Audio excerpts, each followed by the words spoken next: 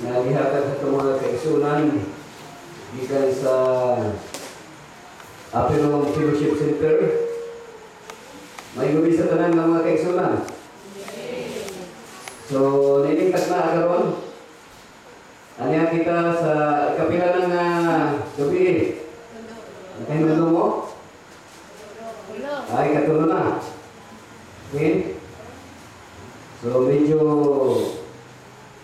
di kayo mo gana ni ako ang hinay kayo mo pick up ni kung naman rin. Hindi pa naman ni Chris. Medyo hot. Pansin no? Sikit?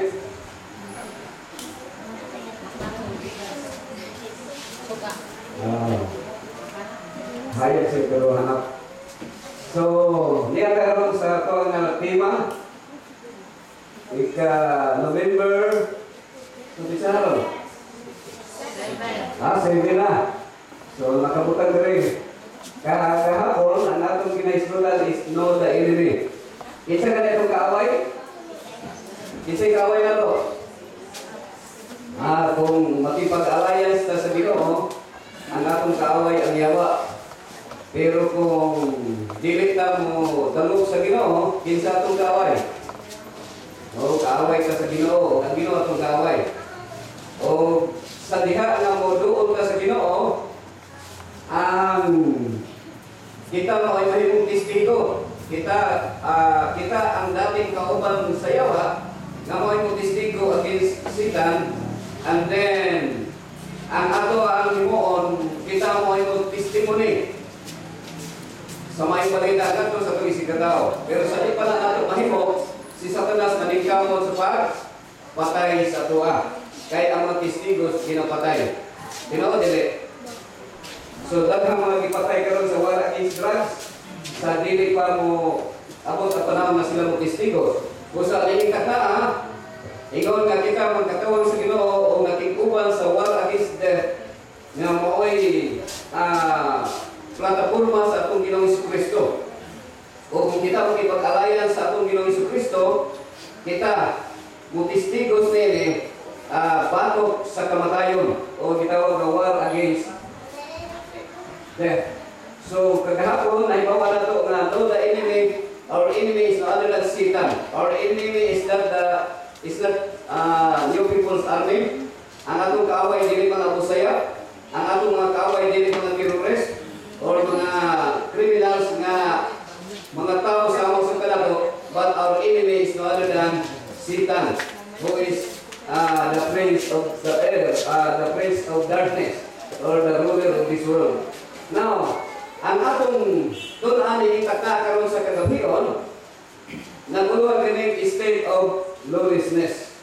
So makita nato diri nga ang kalibutan ana sa kamot sa yawa nga ingon nga kini iyang ginakuptan apan atong nasayran kagabi nga ang katapusan ang buhat sa yawa pagkatapuson. Mga hinungdan nga ang Ginoo adunay plataporma nga war against death. So ang cure, ang curse sa dihang dunay sala, dunay tulo, o ang word nga curse kung tanggalon ang letter is unsa naman? Cure. So ang total cure na angkong lamang ini kayo sana kung mawala ang letter S. Kung saan ang letter S? Dili sa bandalan. Letter S is sin or Satan. And that will be, there will be a total cure. Now, atong masayra dili nga ang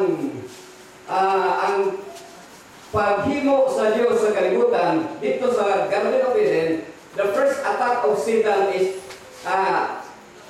the two institutions being instituted by God, i-establish sa Ginoo ang marriage relationship o ang Sabbath. Ang Sabbath. So, and these two institutions under attack by Satan. I-atake din sa Satanas. Lagay mo diri, apan sayod kita nga ang balaod maayo kung ang tao mo gamit niini nga makatarunganon. So, do the problem and daw definition of a state of lawlessness? State of lawlessness. Ako na ibawan. Karos ani gi-implement o gi-declare sa ato nga presidente. Right after sa blast or sa naitawo nga bomba dinha sa Rojas Boulevard. Kinsa na dito katong time kasi kamo. Ako lang. O ko dito kay kaso gabi ito sa Biyernes. Now, ang state of lawlessness nagsugod sa diha nga ang yawa mitingtal sa tao. Una si Eva o ikaduha si Adan. O sa diha si Adan mikawon sa gidili sa Ginoo, mao na to ang gitawag nga state of lawlessness. Unsay meaning sa state of lawlessness? Unsay buot-ingnon sa word nga lawlessness? Ang word nga lawlessness na ay law. Meaning to say, lawless or walay balaod or either na ay balaod apan wala mo tuman sa balaod. Kung pa, ang totality in lawlessness is rebellion. And then the world is in rebellion against God right after Adam and Eve committed sin against God. So, unsay resulta? So, human sa state of lawlessness during the death penalty. O mao na atong sunod nga reason nga uma sa pili. Now, makita nato mga kaigsunan kung unsa ka ang kahimtang sa kalibutan. Ang pagutana, ngano nga aduna may pag-antos o aduna may kagulaan sa kalibutan. Mangutana ko sa inyo madre, kinsa may wala pa yung nag-uul sukar-masukar. Huwag kayo mag-uul, walay kagulaan. Huwag magkapatul o sakit. Murag ako na may nagpataas, so pareho na ka. So, ang word nga sakit, ano sa ganit? Kung balik ka ron, tikas. So, tikas is lawlessness, daya, deception, or anything against the rule is tikas. So, daghang mga adunay hinabihan ka kagulaanan sa atong kalibutan. Kini nga mulat way ikuha sa usa ka photographer nga si Mr. Elliot. Naghikog human na itala kini nga istorya. Naghikog siya. Unsa hinungdan? Gumikan kay nahasol ang iyang tanda sa wala niya pagluwas ni gamay nga bata gikan sa kuko sa gila. So iyang picture kay ang ining vulture sa dili pa mo kaon, di na sila mukaon kung buhi pa sa ilahang victim. So, paabot ang ining vulture about 5 meters yata ang distansya nga nagpaabot sa bata na mamatay. O niya, kaya bata, dupay kung namatay, ang vulture na rin nagpaabot diha. O niya, ang photographer, ginapicture niya. And then, after na namatay ang bata, di kaon sa vulture ang bata. So, kining photographer, nagkonsensya siya, kaya pwede pa unta niya maluwas ang mga bata para lang siguro makakapture o picture ng wapo para sa musika, mahinungdan na iyang gihimo and then ni-commit siya o suicide. Now, makita natin yung mga lawasa. Naaban din sa Pilipinas? Isa may parehong lawas ani. Naani sa Somalia, Africa. Dito, makita mo dito nga bisan ang yuta ilang ginahimo na pancake. No, ilang ginagaling ang yuta, giluto nila, ginimo nila nga tinapay. Ngari pati yung binuha ko na, hindi ko na siguro tinoon. Pero naana sa internet nga gumikan sa ilang kagutom, bisa ka itong mga yutang kulunong siguro, halos gihimo nila na tinapay para kaunon. Nakatulog ba ang Ginoo? Kinsa man ay ang hari sa kalibutan, ngano gitugod man sa kitasan nga kining kautang-utang na hitabo kanato o sa mga tao. Ano ulit? Dili ka exempted. Ngano man? Kinsa man ay ang hari sa kalibutan? Brother Bode, Sir Bode. Ang hari sa kalibutan si Satanas, although nga ang Diyos mooy tag-iya sa kalibutan because of the freedom of choice. Na ay mga sakit sa palit o lawas, di ba? Makita na ito karon. So, also by sa Roma, nahibalo kita nga ang tibuok kabuhatan na nagduyog sa pag-agulo sa pagbalik hangtod karon. Kung ang Dios maayo, nga naman nga ang kalibutan dautan or adunay mga panghitabo nga ingon niini, naay daghang mga kahimtang o inunato kung ang Dios gugma ngano iya i-allow o ituod niya na adunay mga dautan-dautan nga mahitabo, be even those people who are good. Why? Mao ni ang pangutana. Gani madungga na to ining mga balita ning ani. Mas dili pa ni kayo kuyaw. Ining 8-year-old na di-rape nga di patay. Mas kuyaw tong 8 months old nga gibalita sa TV. So kung ang Dios mo'y naghari sa kalibutan, ngano nga iyang gihayaan o iyang gipermit nga kana siya mahitabo. Naay mga question nga kung atong lalumon sa pagsabot, makainga nga dili nato matugkad kung unsa gyud katuyuan sa Ginoo. Pero ang Biblia nag-ihisgo diri tungod niini paglipay o kalangitan o kamo nga nagpuyo niini.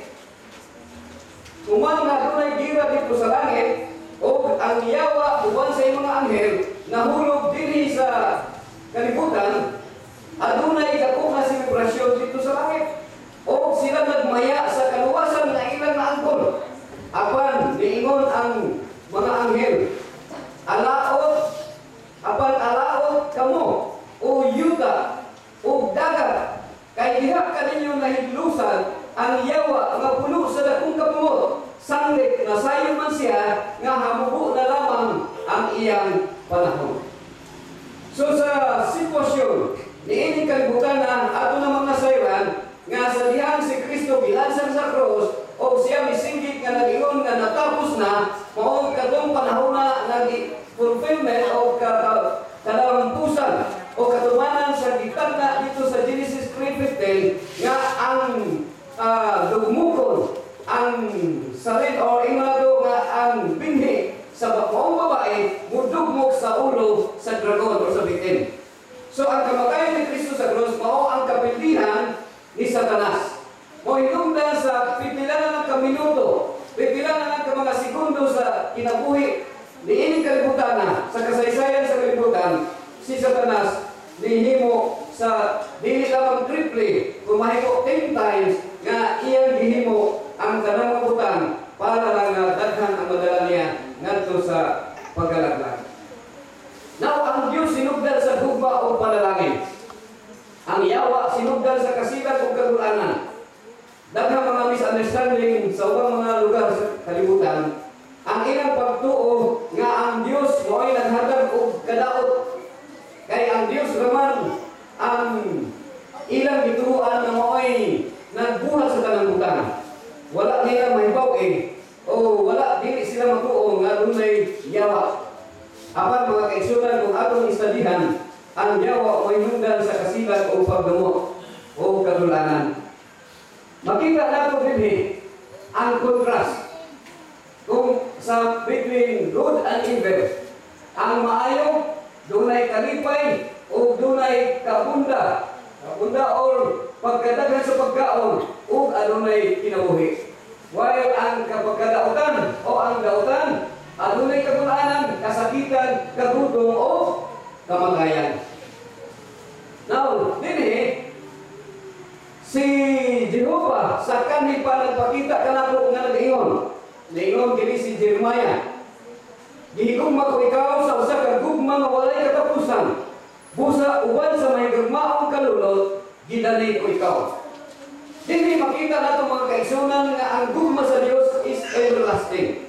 Ang gugma sa Dios walay pinituban. Ang gugma sa Dios dili mulubat.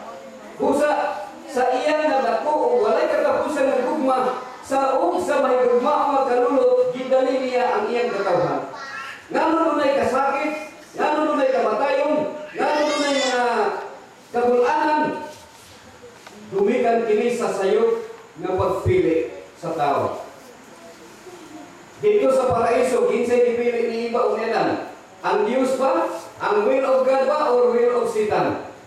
Kinsay ilang dipili? Will of Satan. So kay dipili nila ang will of Satan, mao kana ang hinungdan nga ang Dios dili makapugos sa pagsunod o sa paghatag kanato og panalangin. Gumikan kay ang mga katawan mismo wala mosunod sa Ginoo because of the state of lawlessness. Now, ang Biblia lagi ko dire nga ang tanan man nagahimo pagpakasala, nagahimo paglapas sa sugo, kay ang pagpakasala mao may paglapas sa sugo. So mao kini ang lawlessness.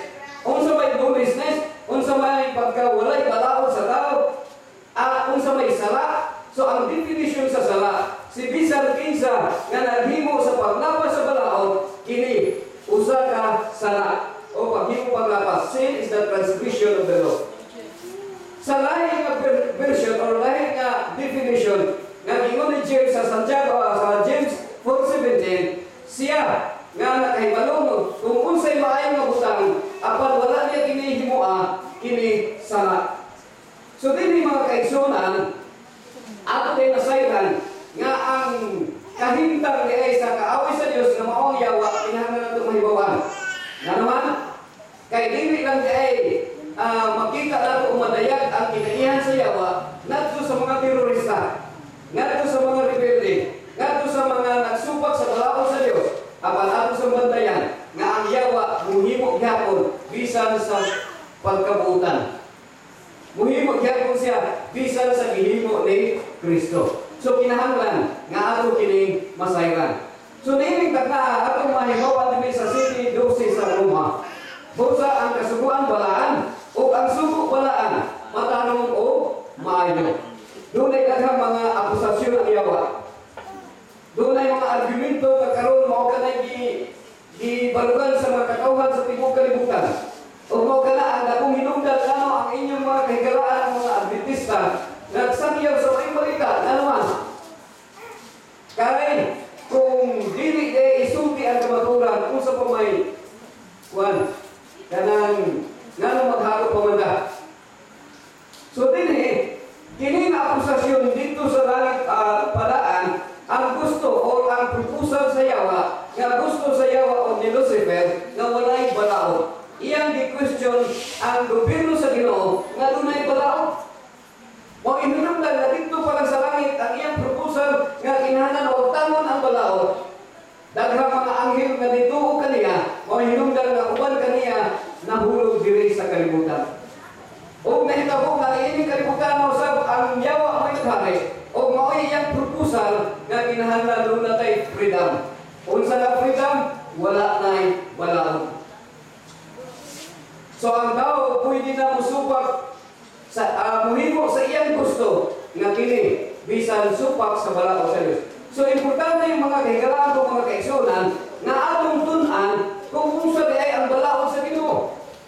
Kay dunay duha ka balaod diri sa yuta ang atong pilian. Unsa ning duha ka balaod? Law of God.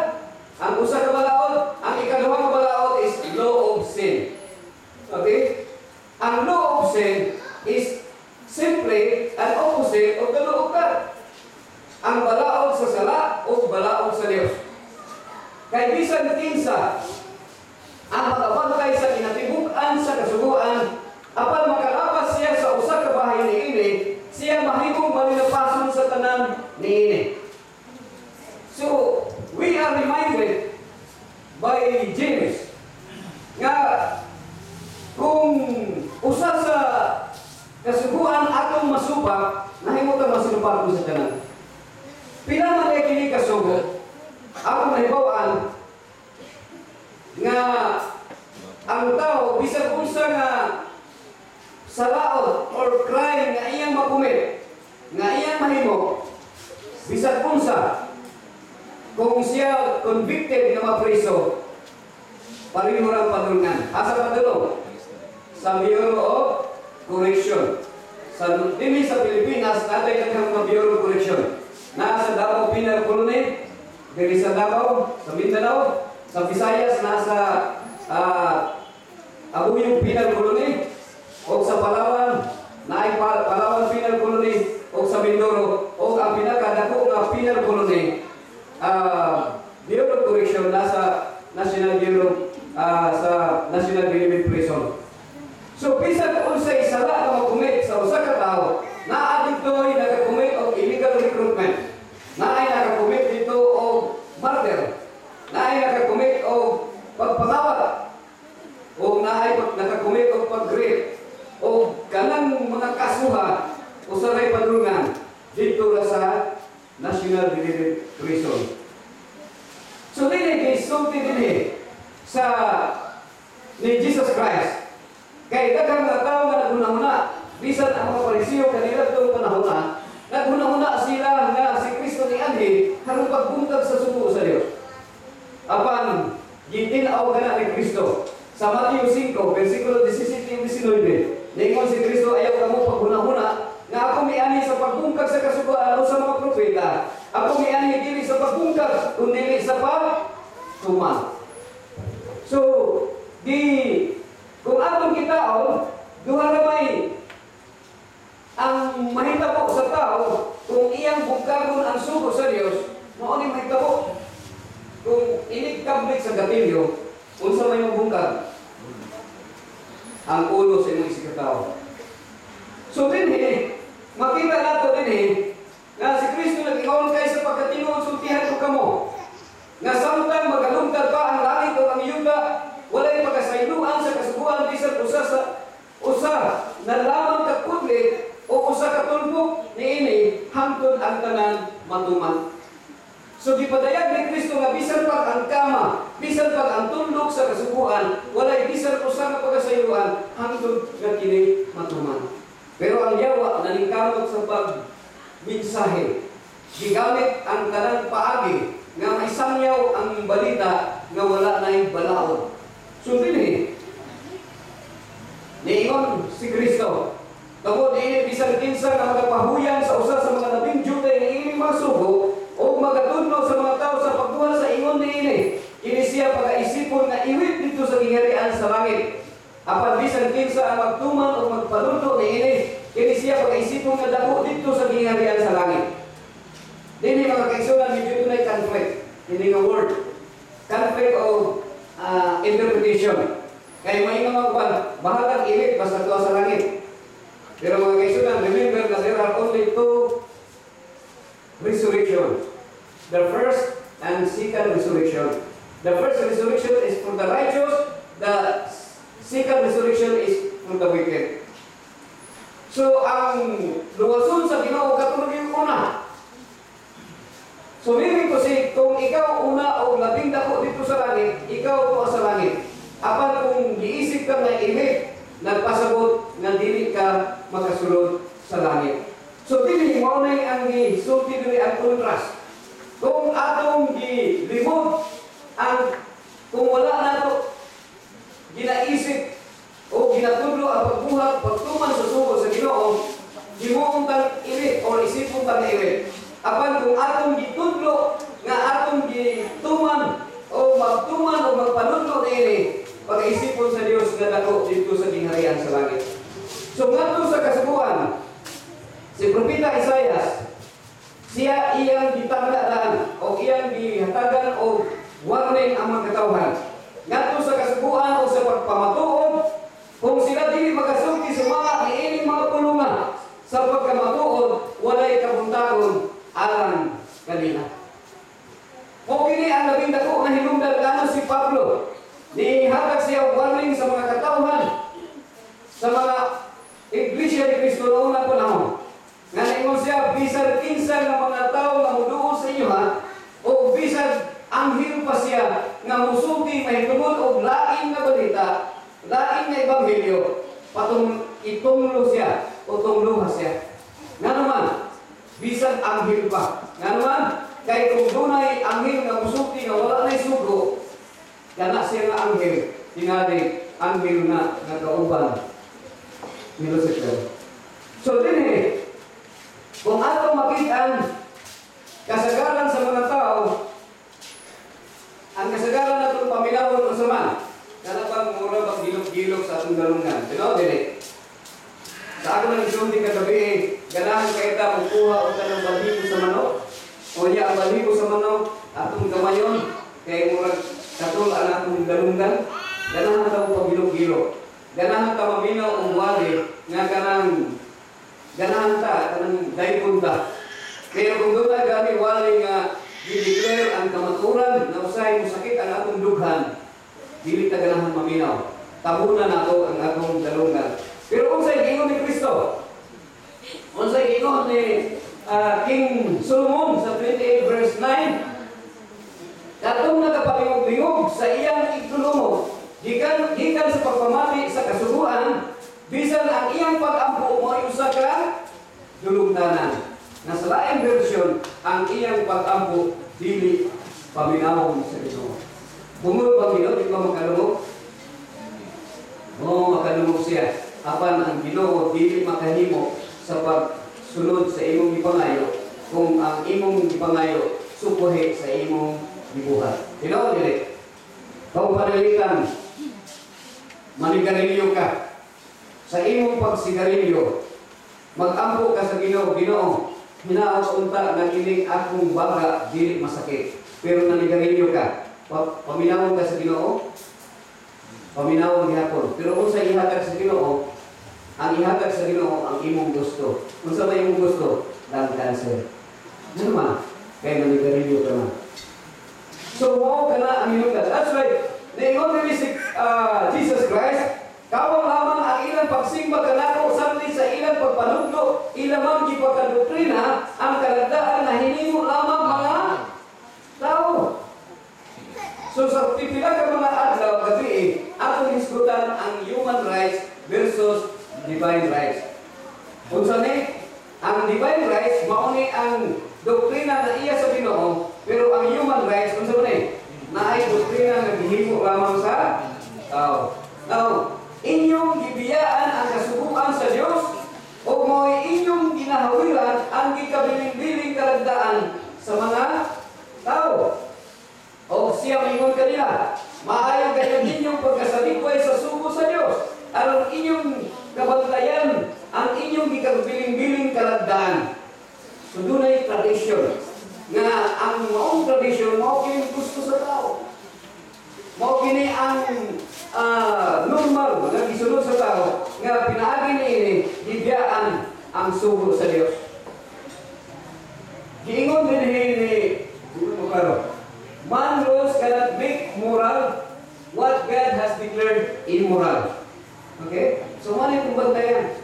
Ang balaod sa yuta na mao'y gisunod sa tao, kung pirmi mo sa balaod sa Dios, dunay kalainan.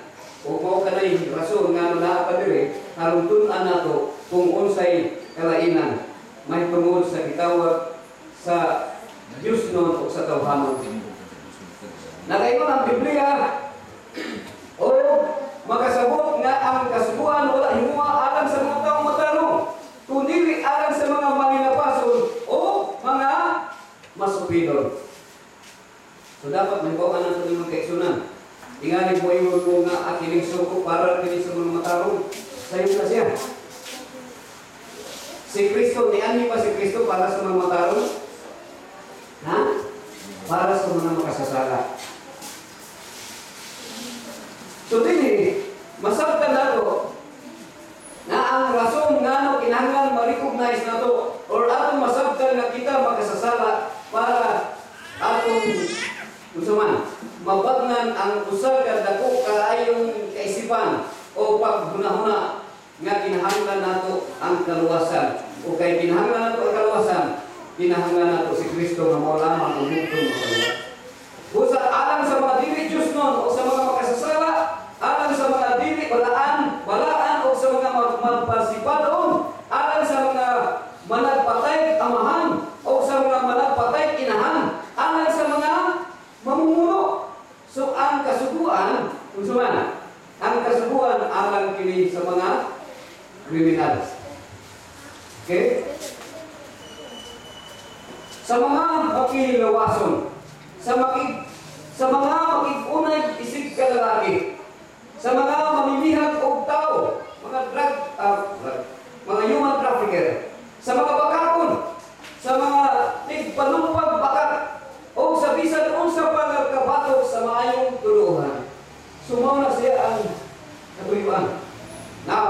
ang warning sa Ginoo sa tuwa nagaingon rin ayaw kamo pagpalimbong ni bisan kinsa sa bisan unsang paagi kay kadtong adlaw dili pa moabot hangtod nga mahitabo una ang pagsubin ug ang pagtungha sa tawo sa kalapasan ang tawo pagalaglagon sa dili pa mobalik ang Ginoo mga kahigalaan ug mga kaigsunan adunay man of perdition nga ipadayag ang musuman ang yawa nga magasupak o magapahitaas sa iyang kagaliyon bago sa tanan ginatawag og Dios o sa bisan unsa nga ginasimba.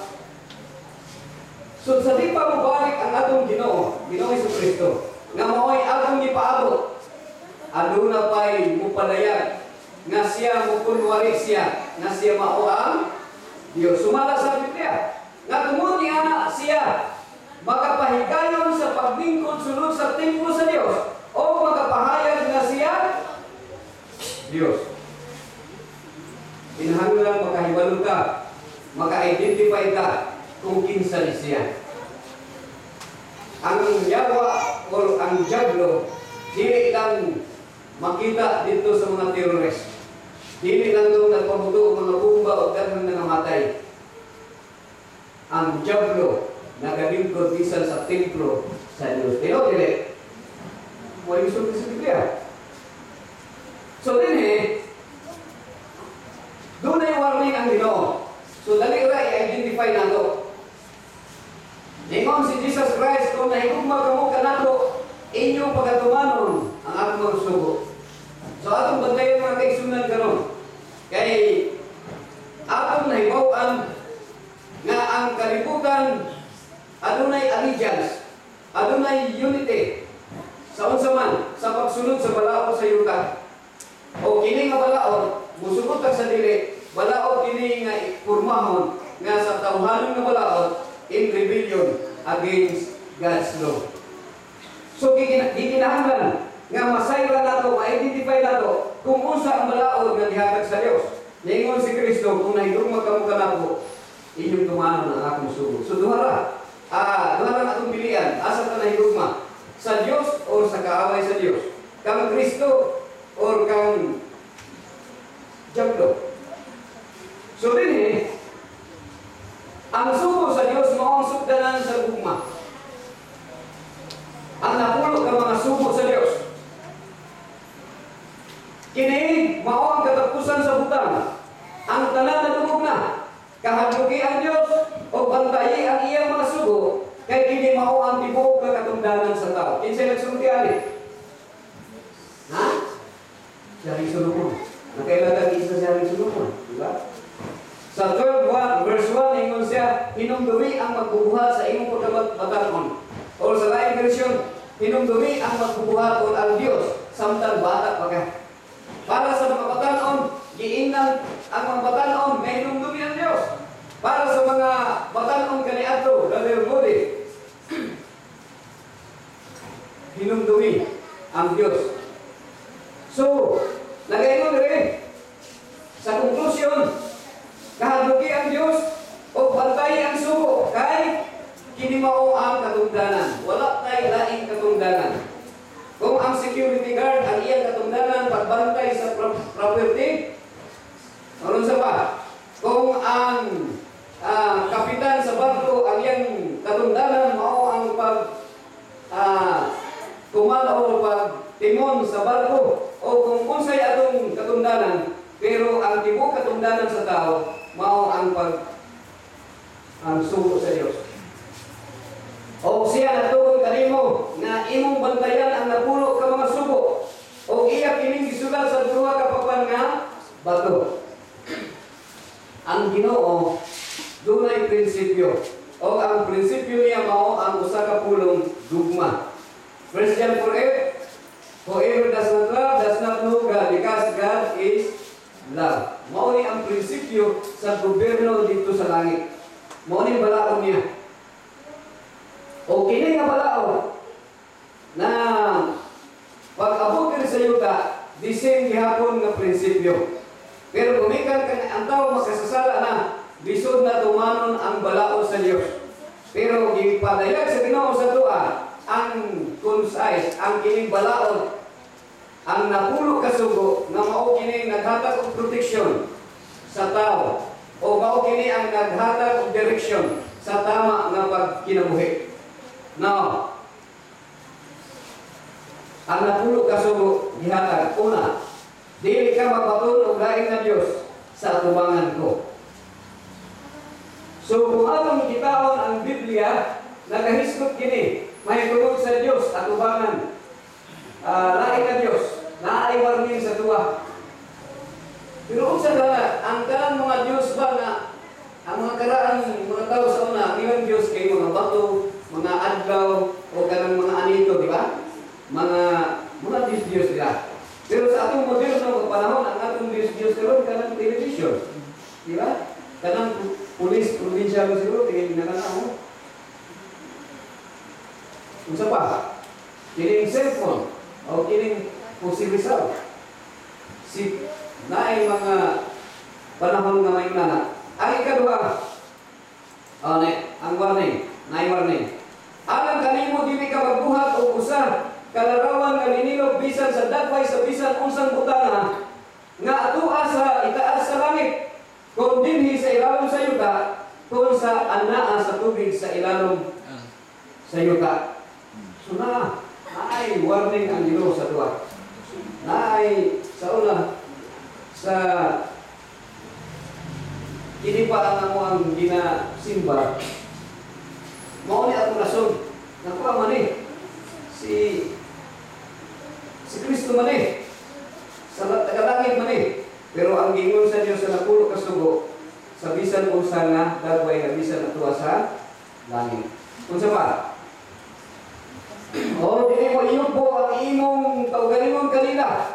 Ni mag-alagad kanila kay ako si Jehova nga imong Dios, mao ang Dios nga abutuhan, nga nagaduaw sa pagkadautan sa mga amahan sa ibabaw sa mga anak, o sa ibabaw sa ikatulo o sa ibabaw sa ikaupat kakaluwatan sa mga nagdumot kanako, o nagpakita ako sa mahigugmaong kalulot alang sa lilibog kanila nga nahigugma kanako o nagbantay sa akong mga sugo. Kung atong mabantayan ini ang bersikulo 6 sa Old Testament, record o giutro pagsulti ni Jesus Christ sa John chapter 14 verse 15. Nga nag-ingon nga if you love me, keep my commandments. So din sa ikatulong nag-ingon ang Ginoo, dili mo paggamiton ang ngalan ni Jehova nga imong Dios sa pasipala. Kay si Jehova dili mag-isip nga walay sala ni adtong naggamit sa iyang ngalan sa pasipala. O nga ikaw pa, hinumdumi ang adlaw nga ipapahulay aron sa pagbalaan niini. Sa unong kaadlaw, magbuhat ka o buhaton mo ang tanan nga imong bulahaton. Apan, ang adlaw nga ikapito, kay usa ka adlaw nga ipapahulay kang Jehova nga imong Dios.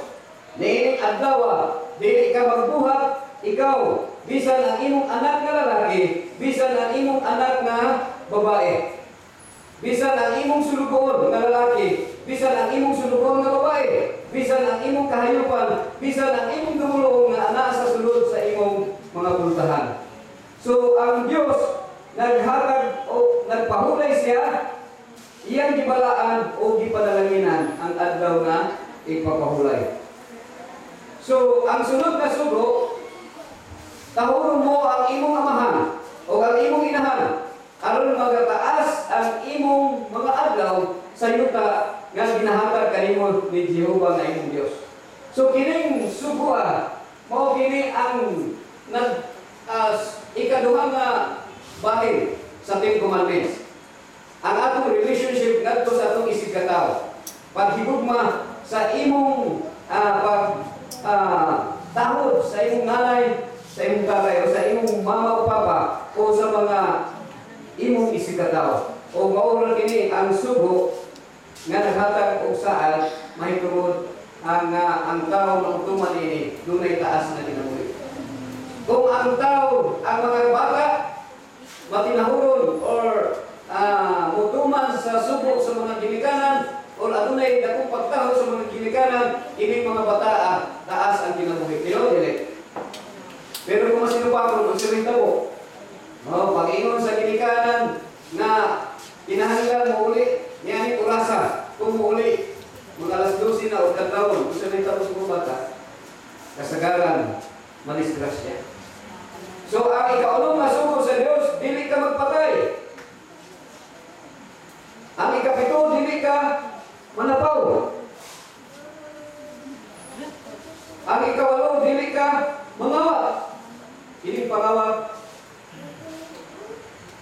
halos wala siya naging normal sa nature sa tao. Sa laing nasod, kung naay mga ba, mao ni ang ginahimo. Dinaputol ang amo. So may bawa ani mo nga nakawat siya kung suman. Lulo gawa siguro mangutana ka dili ka mo dali sa hukom nga kini malawat ni kay putol ang gamot. Namoy na putol ang gamot nga disgrasya. Pero sa Saudi Arabia mao ni ang ginahimo. Mao ni biblical ni nga giingon ni Kristo nga kung ang imong kamot mo hinungdan sa pagpakasala, kupla ka na. Mas maayo kay pungkol nga musulod sa langit kumpra sa maayo o kumpleto ang lawas nimo pero padulong sa impyerno. Ang siyam, dili ka magsaksi o bagat batok sa imong isig katao. Ay lang tanaw ha. Kung panalitan, kung panalitan, kung naa na siya balaod nga kada mamakag uplan o dila,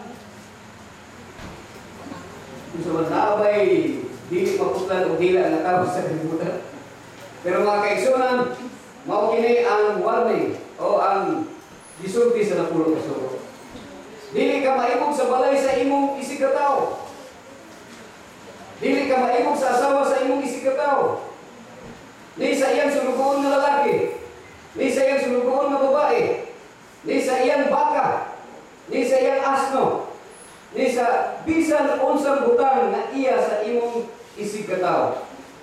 So mga kaigsunan, kung atong sulugon ang napulo ka sugo, because of our situation, because of our nature, sa iyong tumanong mission, because of the state of lawlessness, uy, mula may tao siguro na dili maibog.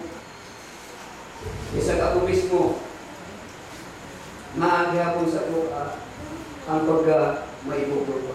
Pero maugin ang warning sa Ginoo, o maugin ang sugo na dapat na tumanon. Sa bisan o sa butang na iya sa silingan o sa imong isigataw. O humana na, gihatag niya kang Moises sa diha nga nakahumana siya sa pagpakigsumti kaniya sa bukid sa Sinai. Ang duha ka papan sa pagpamatuon, mga papan na bato nga gisulatan sa mga tudlo sa Dios, gihatag sa Dios ngadto kang Moses. Sa mga kaigsunan, hinaot na samtang kita nakapadayon niini nga seminar o kini nga seminar dili ko ni nga kumahuman dito ra pudto ang pagtuon sa Biblia. O sa lamang kini ka pag-awhat, o sa lamang kini ka paghatag og encouragement sa matag-usag kanatong tanan, mga Adventista o mga higala na dili Adventista sa pagtuon sa Biblia. Kung atong susihon na to kung unsay sugot sa Dios. Sa pagkatawhanon nagbadaogon ang akusasyon sa yawa na himong tinuod. Sa dihang akusahan niya nga kita dili pagkatuman sa balaod, gumikan kay atong pagkatawhanon, ang atong pagkakarnal.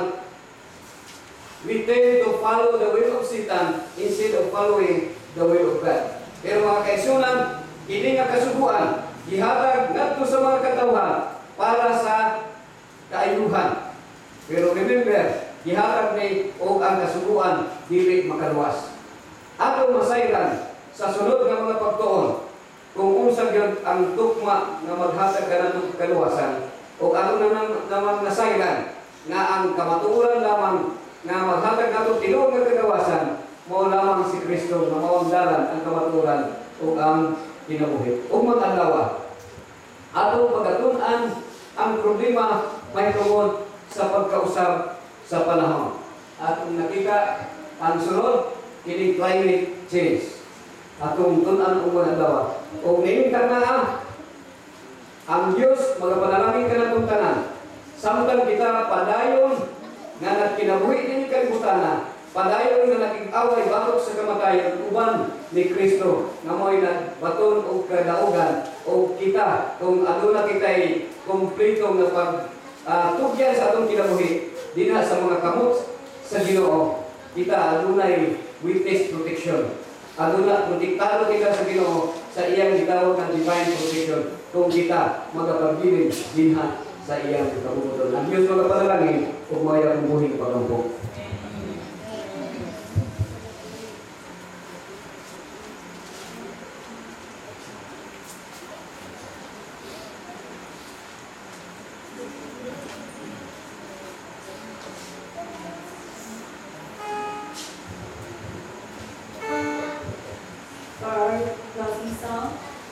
Our theme song, Onward Christian Soldiers.